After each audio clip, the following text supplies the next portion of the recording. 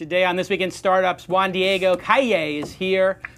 Of course, the founder and CEO of .co. We'll take a question from an entrepreneur in Sweden, my hometown. Not really my hometown, but I'm of course Swedish, people know that. On Ask Jason, and Tyler will impress us with the haberdashery of his shirt. The haberdashery. Haberdasherylingus. All that and more on This Week in Startups.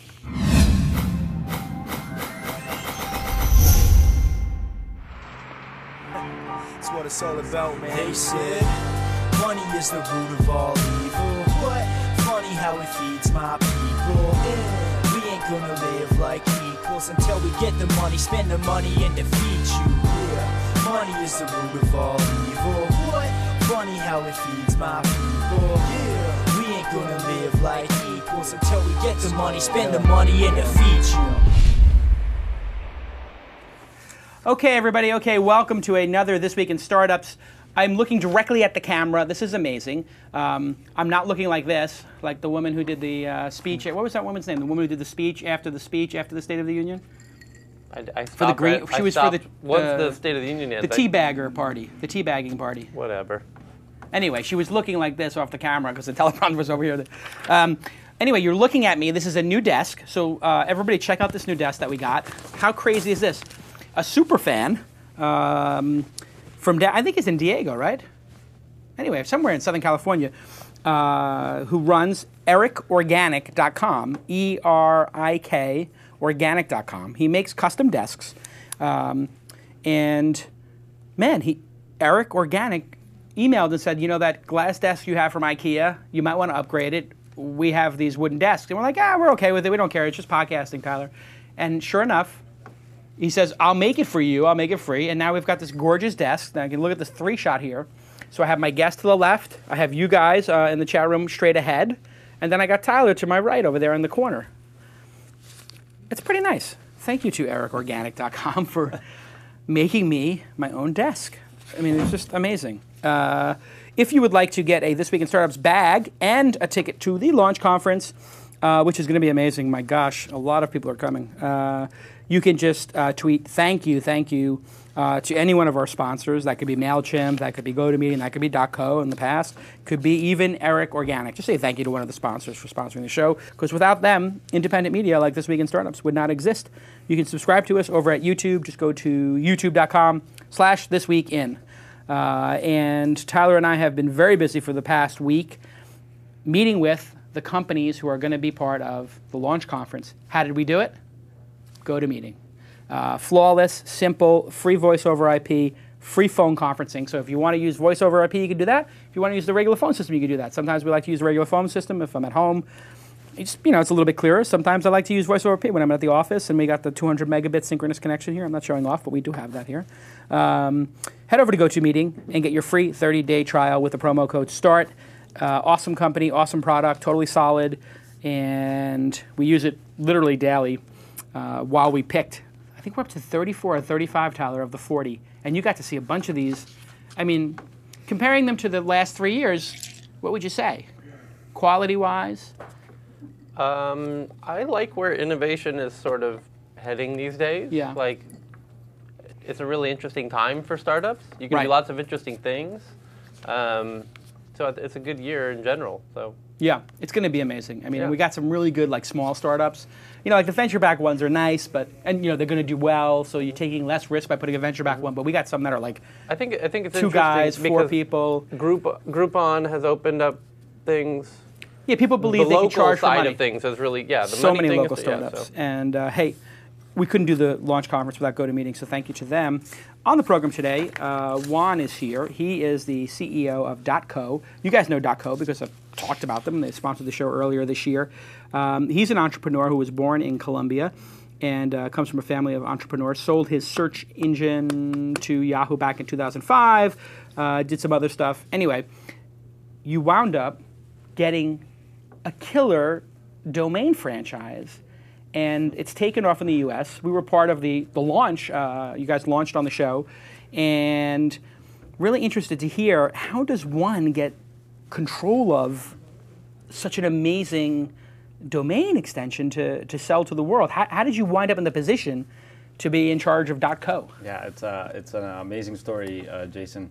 Well, first, let me say we're up to more than 600,000 domain names already. 600. We just launched in July, so we're extremely happy. The results so far have been amazing. And that's at $29.95. That's it. Yeah, more or less 29. I mean, sometimes you get a discount code. Exactly. Each registrar sells it at a different pricing. GoDaddy sells it at $29.99. Right. Yeah. And you put it at that price because you didn't want domain squatters to come in. That's right. And buy 4 for 1, essentially. Correct. And that actually has meant that you have slowed down the pace of which you've basically throttled it. But what that means is for the good people who actually want a decent domain name, the difference between, if you're actually going to use it, the difference between 8 and 20 or 30 or 40 or 50 doesn't matter. I agree. If you're a startup, if you're serious about doing business online, whether you pay $11.99 for a domain name or $29.99, I really don't think it makes a difference. Zero. Our benefit over the long term is to make sure that people are building websites.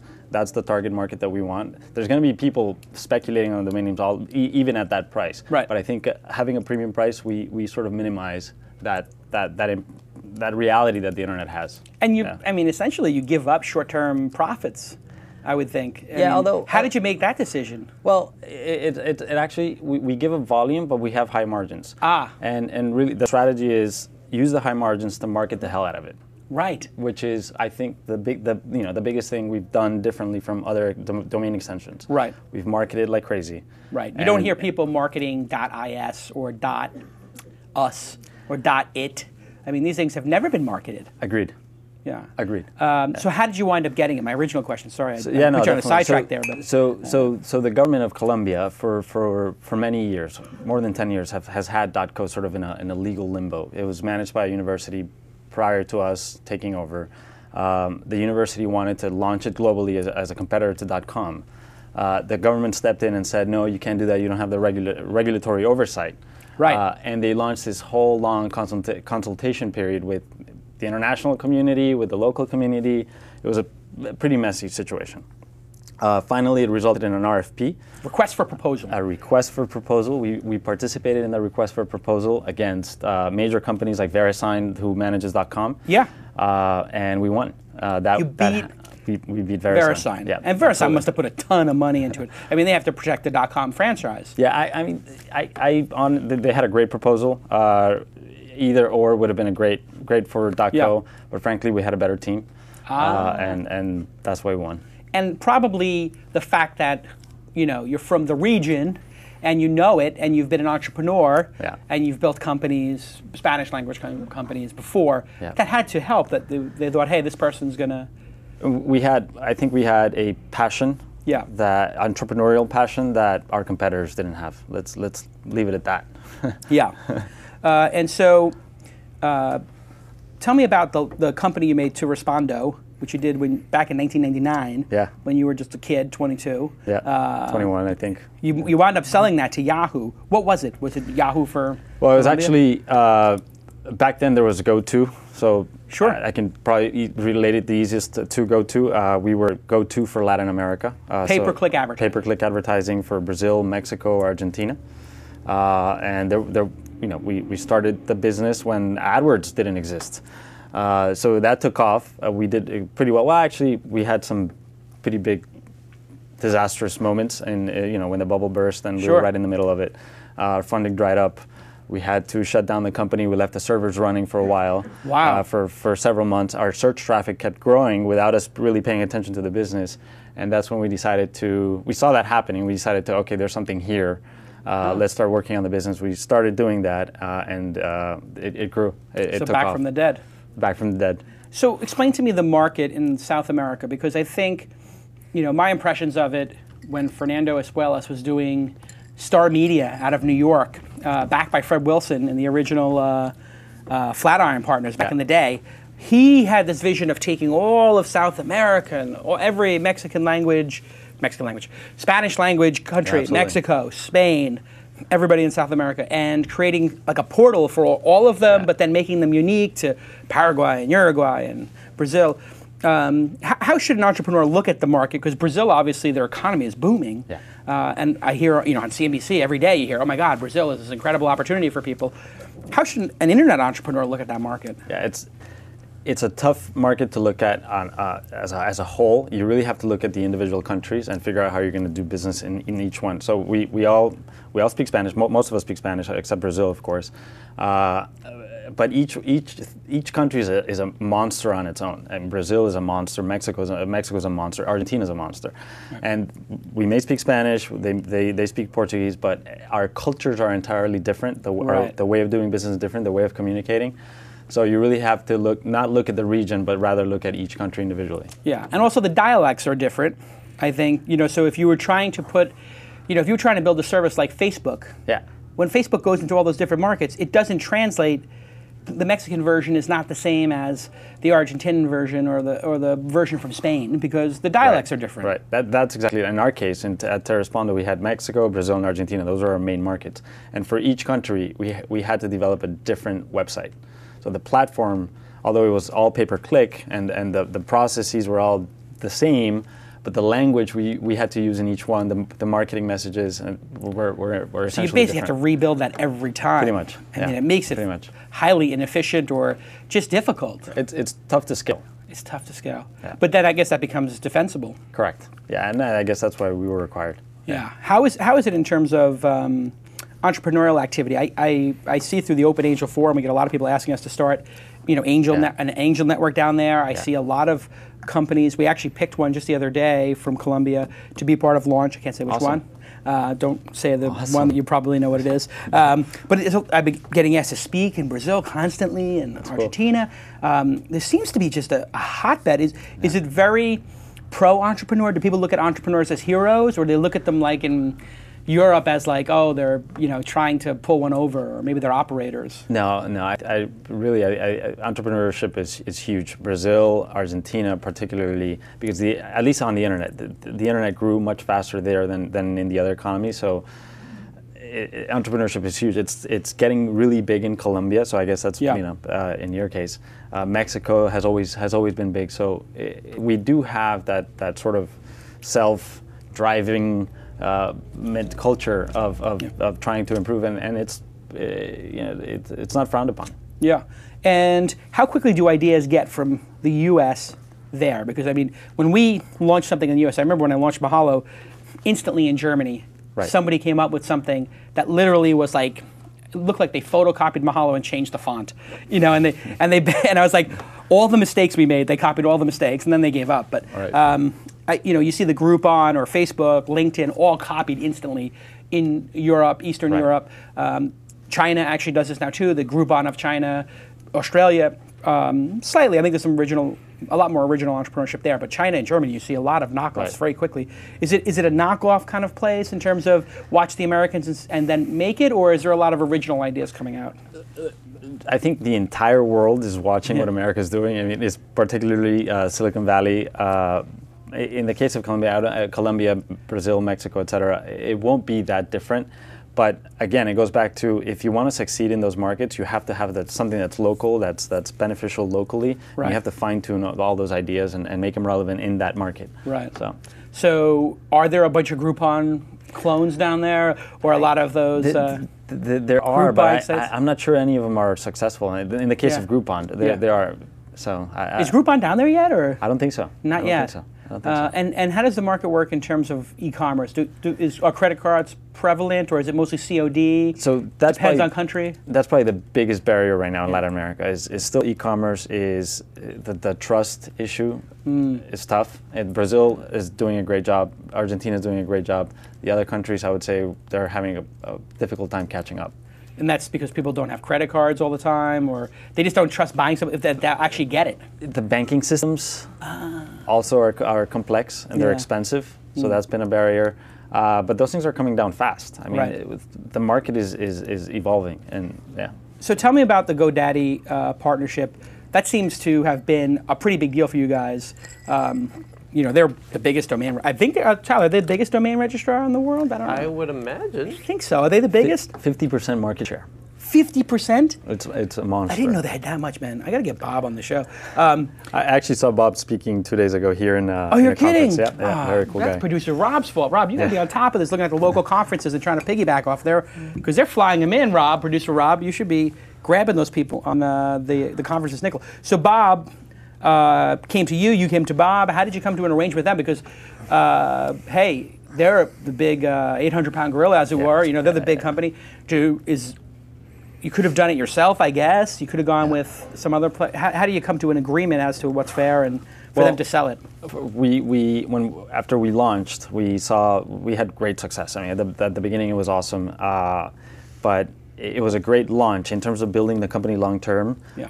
We're very far from executing on that, and we needed a partner that we could launch .co in a much more aggressive manner, make the public aware that it exists, which is probably the biggest barrier we have, and so we figured, okay, let's do a Super Bowl ad. Started looking into it. And the complexity of doing a Super Bowl ad, it's tough, man. It's not easy. So you were going to come out of the gate and just do a Super Bowl commercial? Yeah, we said, look, I mean, we got to... I mean, what does that cost? It's like $3 or $4 million a commercial, and then you got to make it's going to cost $2 or $3 million? Exactly, yeah. I can't get into the details of our specific deal, but I mean, those are the numbers. Yeah. But we did need to do something big because we're trying to build a global brand. And so we looked at the Super Bowl, we said, okay, we're going to do it. And then we quickly realized we can't do this alone. Yeah. So we went to GoDaddy, who's our biggest partner. I mean, they clearly sell a big chunk of our domain names. Right.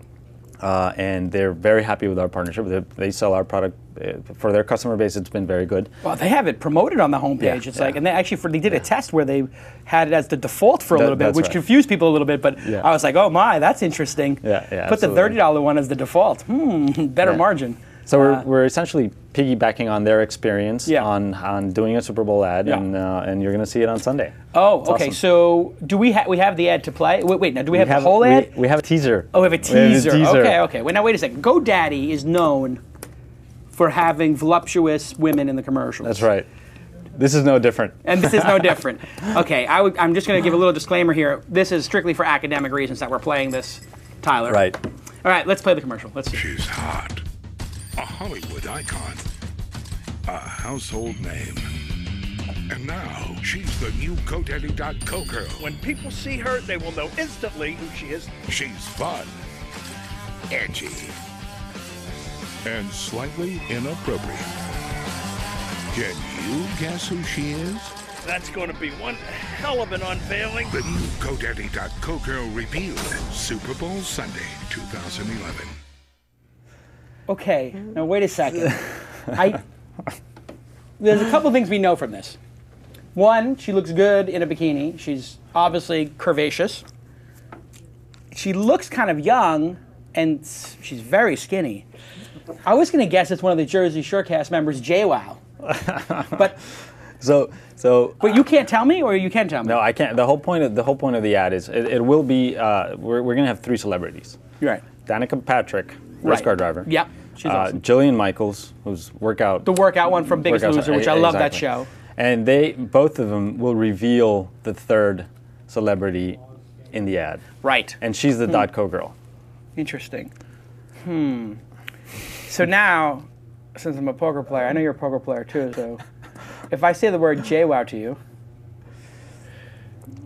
see, I don't think you're lying right now, so I don't think it's and now I know it's not JWoww, because if it was JWoww, there would have been a little twitch, or there could have been something with the curl of the mouth. I would have looked in a certain direction. Well, you did look down a little bit, but you could actually know the tells. So you might be.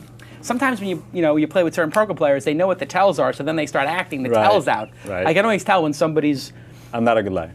Yeah. I'm not a good liar. You're not a good. But let's make it fun. Oh, okay. For your audience. Okay, so somebody in the audience guesses correctly. The 20 people that guess correctly. Okay. Okay. From here till then kickoff. Okay. Okay. We'll get what? A .co. A flying pig. A flying pig. Okay. A .co flying pig, and we'll put it in. I'll tell you what. I'll be a mention. I'll put it in the This Week in bag. There you go. So, but you have to put the we need a hashtag though. Yeah. What is the hashtag? GDCO girl. GDCO girl. So pound GD, as in GoDaddy, CO and CO girl. Okay, That's so right. guess the pound, put GD, CO, girl. If you get it, 20 people who get it right, we'll pick them. That's right. And then we'll... The first 20. The first 20. So we'll have to follow that. Are you guys going to do all this work, or are my guys going to do all this work? We'll do it. You'll do all the work? Okay, so you it. have to watch the hashtag. That hashtag's never been used before. And add twist in there, obviously, yeah. You can put twist as well if you want to on the thing. I mean, everybody knows. So what's next for the company? Obviously, 600,000 domain names, great job. This will be a Super Bowl commercial. Yeah. You know, how do you make it even more global? I mean, I did see that you did some very strategic things with finding influencers, Angel.com. That's right. Became, Angel.co. Right. You found people who... Well, actually, it was Angel. I think it was Angel List. He was Angel List, and they got Angel.co. Angel.co, right. right. Is that like they reached out to you to get it, or how does that work out? You have a social media firm repping you? We identified people who we believe are part of our community. We want people developing websites. Right. And obviously that, your audience, the guys at Angel List, et cetera, that's our audience. So we did deals with them specifically to use the domain to market it. And that's it. I mean, we're also Overstock. Major e-commerce player. They're now using O.co. And Twitter. But do they use T.co yet? Yes. What are they using it for? For the URL shortening? URL shortening. Yeah. They mask URLs through T.co. I didn't realize that. Yeah. Interesting with Overstock. The old .com registrar used to have single-digit domains. X.com was the precursor to PayPal. Like PayPal merged with X.com. And if you type in X.com, I'm pretty sure it still redirects to PayPal. And there was a whole controversy. Let's see, X.com. Yeah, it goes to PayPal. There was a whole controversy because they were going to release the rest of them. Right. And everybody started filing trademarks. Right. Like Yahoo started filing a trademark for Y.com. They said they were going to go for $1 million each. What is a one-letter .com or .co worth in your mind? Well, we did a charity auction when we first launched. It was E.co. That raised $81,000, which was very cool. That was before we launched, sort of to generate awareness for the extension. Then we sold Overstock. We sold them O.co for $350,000. Wow. Now we're auctioning I.co. I.co. Which is an even bigger prize, in my opinion. What would you use I.co for? Oh, anything. Like About Me. It's like a social network or anything. Interactive. Anything. Wow, and it's so short. It's awesome. Yeah, I love short domain in the mobile environment. Yeah, that's really what it's good for, huh? And it works in everywhere on the internet. Like, there's no place where .co is not going to work. It's 100% in the same thing as .com, .org, .net. What's going to happen when they allow? Since you know a lot about domains, I'm curious. You keep hearing they're going to allow anything, like .anything. Yeah. Is that actually going to happen? Yeah. So we are right now. ICANN, who's the organization that manages domain names globally, is in the process of allowing any domain extension to exist. Wow. So you'd have to pony up some serious cash. And, $1 million? No, $185,000. Not that much. Oh, okay. But you may have to bid against somebody else to get it. So if I want to do .json, I could do. You may have to bid against somebody else who likes .json. Got it. But you can get it. So it's definitely it'll drastically change the map of the internet. The fabric of the internet will change significantly. Yeah. But we're still a long ways from that. I think we're maybe 24 months from that actually happening. We are pro new extensions. Right. We are advocates of new extensions because it'll help us build awareness of the fact that something other than .com is possible. Right. And you've got a nice one. I mean, you've got one of the better ones already. We think we can be pretty competitive in that market. So. Yeah. How many are they going to allow? Is it unlimited? How many are they going to be able to process? There are some technical limitations in terms of what they can plug into the root. Right. But it's in the tens of thousands probably, or hundreds of thousands. Exactly. Yeah. I wonder how many they're going to launch a year. See, what I think they should do with that is they should allow it to. They should, number one. So it is an auction, right? Yeah. Where does all the money go? Does it go to? ICANN. And what is ICANN? I mean, how much money does ICANN going to get out of this? If they have .go, like, .go, does .go exist, or .like? I mean, anything, how much would .like go for? Facebook is going to pay $10 million for that. Yeah, probably. I mean, some of them are going to go for millions and millions of dollars. I saw WordPress tens of millions. So what is ICANN going to do with what will be hundreds of millions of dollars? It's, I mean, you know, their whole mission is sort of ensuring the security and stability of the internet. So they'll need to plug in those resources back into doing that, into their mission. But keep in mind, I mean, for every domain name that is registered out there right now, ICANN gets a small fee. I think it's like 25 cents or 25 cents. I don't and remember exactly how much it is. And there's how many a year? Hundreds of millions? There's for .com alone, there's 90 million. Wow. You know, the country code extensions, or things like .tv, .me, .co, we don't have to pay that fee because we're regulated by our countries. Got it.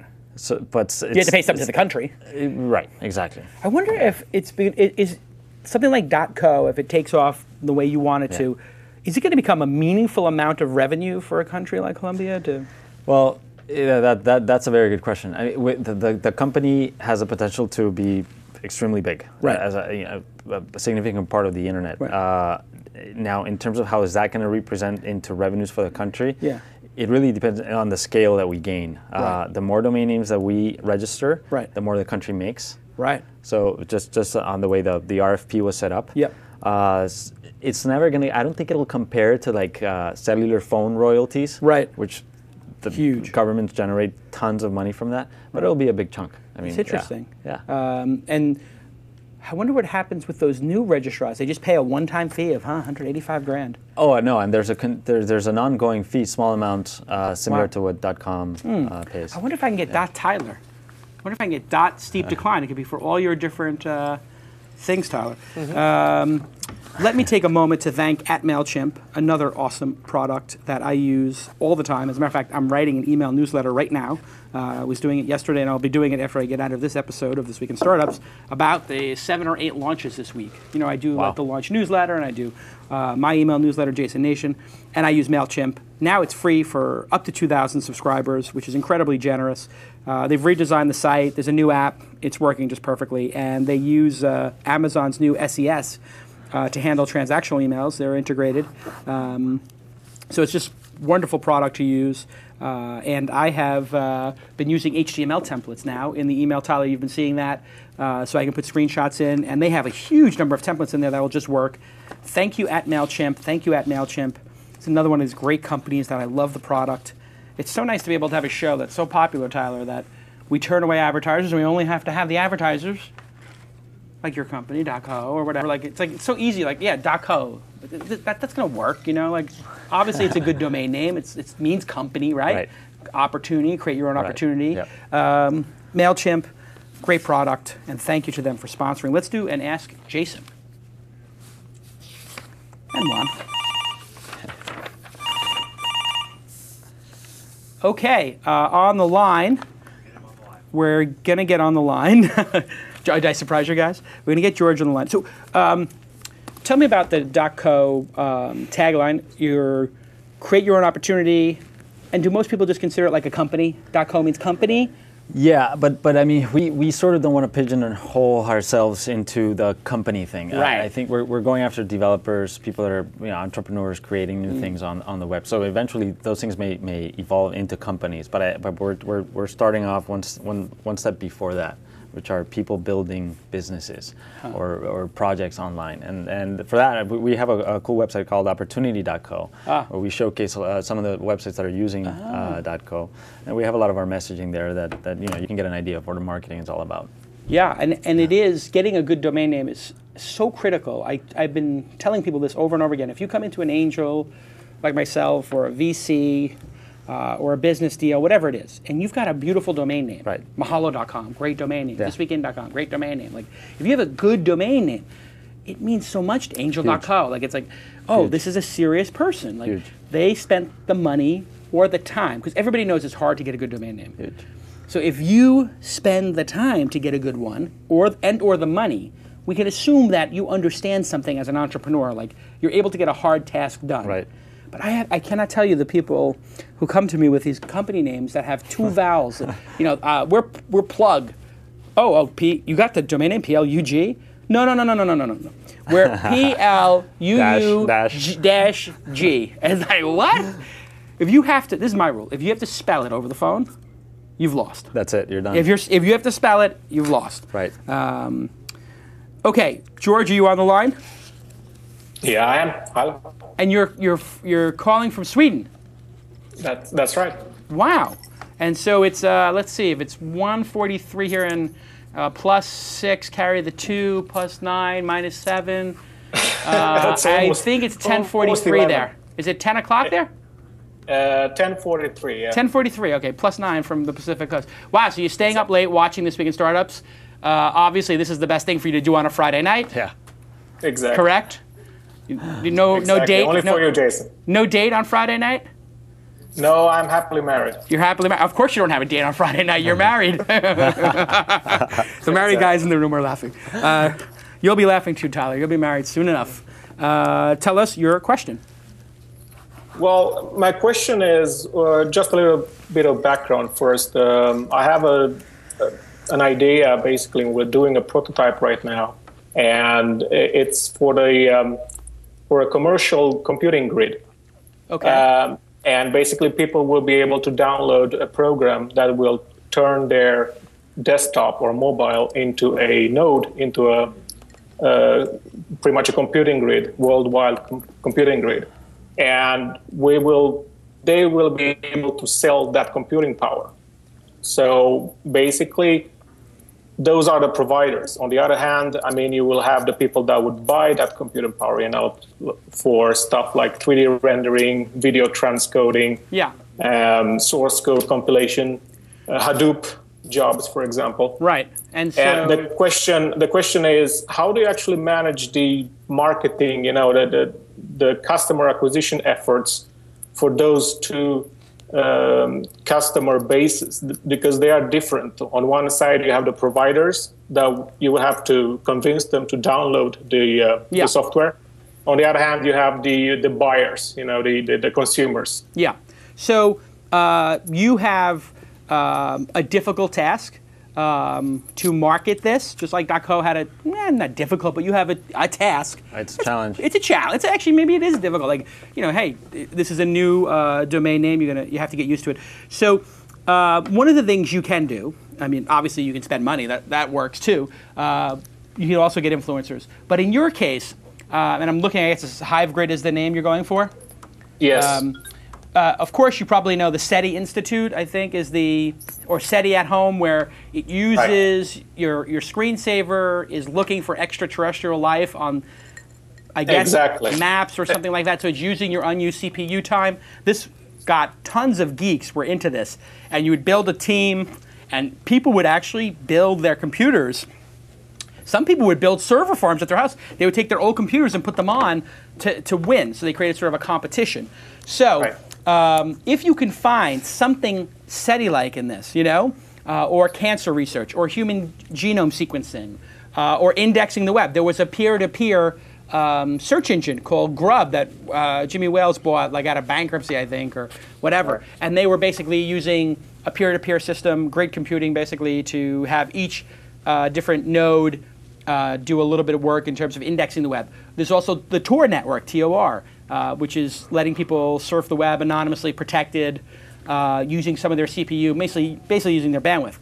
I wonder if you can find something like that is virtuous, that is marketable. Tor is marketable because it's protecting people's privacy. SETI is marketable because we all love the movie E.T. and we all love aliens, and that would be just so rad if somebody's SETI home. And can you imagine, like, you're the dude? This would be a great movie, Tyler. We should make this movie. We have to come up with a title. But somebody is like the guy who finds, he has SETI screensaver set up, and while he's watching it, all of a sudden you see like an extraterrestrial like knocking on the glass, like, you found me!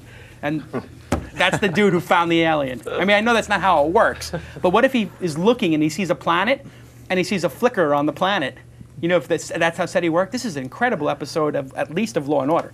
Anyway, maybe is there something like that you could find that would capture people's imagination and demonstrate the power of the platform? That's the best thing I can think of for you, but you probably have some ideas. What do you think? I'll tell you something. I now see why he's home on Friday night. That's a really tough project. Yeah. That can't be easy. Yeah. Marketing ideas? I mean, Very tough. I mean, that's not my industry. So yeah. It's a hard one. Tyler, what do you think? I think it's got a good amount of baked in journalistic value if you, especially if you were paying people. Right. I'm not actually in favor of paying people to do things online in general. No one's ever been able to make too much out of paying people to do things online. Yeah, it's very hard. Money corrupts a lot, man. It totally changes the dynamic, It but puts people on tilt. It does, but having said that, the journalistic element and the water cooler effect of... They will love it. Yeah, they'll write that story all day long. Yeah, I mean, if there was a way that I could make I mean, I know it's not possible, but if $1 a day because my computer was doing somebody else's work, it'd be $365 a year, and I could buy a new monitor. When you're not at your computer, you're without, you know. Actually, another way to look at it is if you were donating stuff. If you're donating those cycles, if it donated 1 grain of rice for every cycle you gave to a nonprofit, and obviously a grain of rice has probably cost 0.001%, so you could actually make some metaphor like that. And there's actually a really cool nonprofit where I guess you answer questions or something, and it fills every time you get a correct answer, it puts a piece of rice in the bowl, and it creates that sort of game. This is the thing about like internet money, because generally if you're doing something that pays people at home on the internet, it has to be of such trivial amounts. Right. It's actually worth more to them to make them feel good that somebody's getting a glass of water somewhere. Yeah, it actually is. The feel good is better. So, I mean, is there really even a market for this now? That's the other question I have. Because EC2 and these prices are getting, you have Moore's Law making things faster. You have EC2 getting more efficient, making things cheaper. Is there going to be a market for what you're doing even?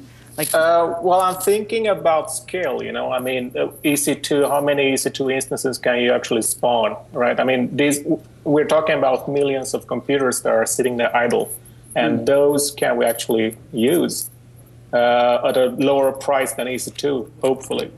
Yeah, so the question is it worth using your network and it not being maybe as reliable, or is the price that much cheaper? I mean, there's so many questions. I think you've got a really uphill battle, and also there's also the fear that you could basically enable Skynet, and then it would be the end, like Terminator. So, you have to be careful with these kind of projects. I mean, what if all these iPhones and Android phones that you do make things self-aware? The more interesting thing to do, I'll be totally honest, is I would come up with a game or something where I load this Android phone and it does some really complicated problem like chess or something, where it figures out, some deep thinking thing, and then it would be just like cool to watch your phone figuring out chess matches, or figuring out some science, searching for extraterrestrial life like this one does, or maybe studying mountains and different satellite imagery for stuff.